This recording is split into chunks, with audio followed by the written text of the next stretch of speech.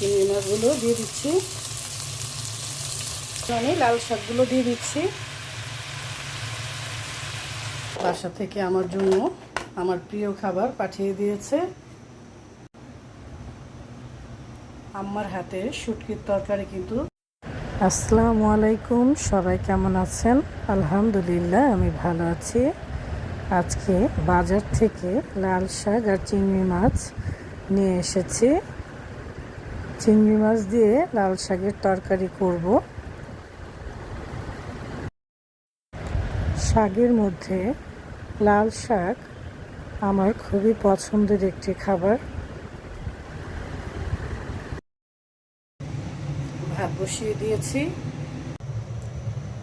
লাল শাকটা কাটার আগে আমি ধুয়ে নেব।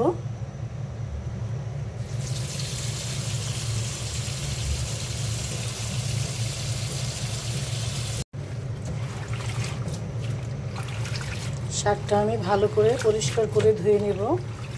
শাকের মধ্যে অনেক বালু থাকে।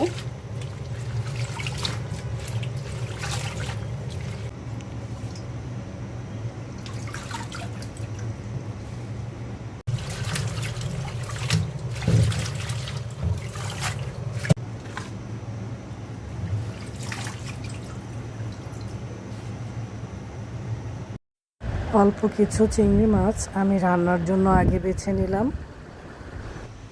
রান্নার জন্য আমি সব কিছু রেডি করে নিয়েছি। পাতিলায় তেল দিয়ে দিচ্ছি।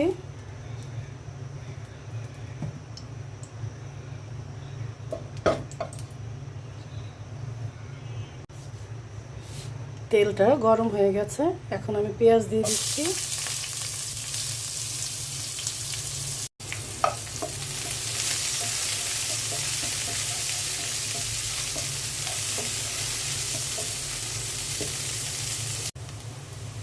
পেঁয়াজটা হালকা ভেজে নিলাম।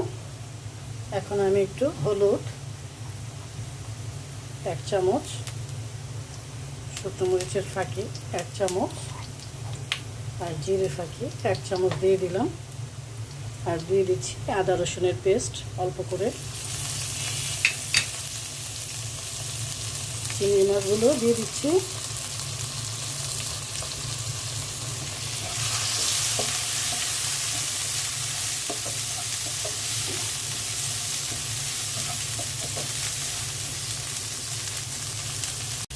অল্প করে পানি দিয়ে দিচ্ছি।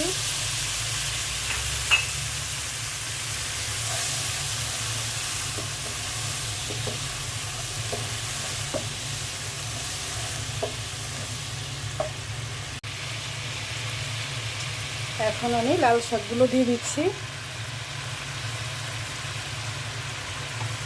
চিংড়ি মাছ দিয়ে লাল শাক খেতে কিন্তু খুবই মজা লাগে।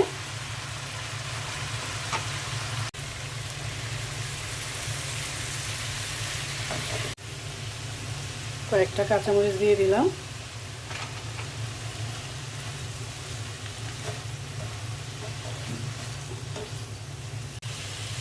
শাক দেখতে বেশি হলেও চুলায় দেওয়ার সাথে সাথে একদম অল্প হয়ে যায়। এখন আমি পানি দিয়ে দিচ্ছি।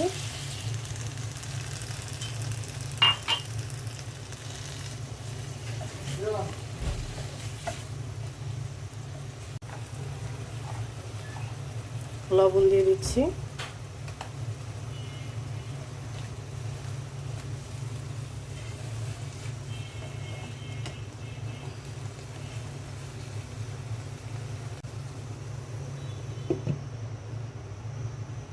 আজ আর বেশি কিছু করব না।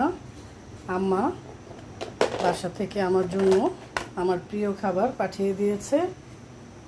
এই মিষ্টি কুমড়ার বড়া হলে আমার আর কিছু লাগে না। আম্মার হাতের এই বড়াগুলো এত টেস্ট হয়, আমি এত সুন্দর করে করতে পারি না। আসলে মা তো মাই, মায়ের কোনো তুলনা হয় না। যখন যেটা খেতে ইচ্ছে করে আম্মা পাঠিয়ে দেয় বানিয়ে। আর শুটকির তরকারি পাঠিয়েছে, মিষ্টি কুমড়ার পাতা দিয়ে কাচকি মাছের শুটকি। তাই আজকে আর বেশি কিছু করলাম না, শুধু শাকটাই রান্না করে ফেললাম।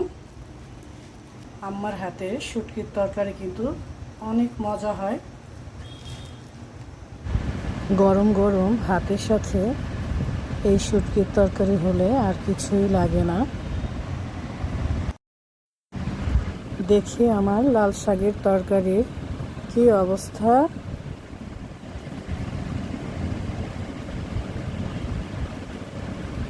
হয়ে গেছে শাকটা।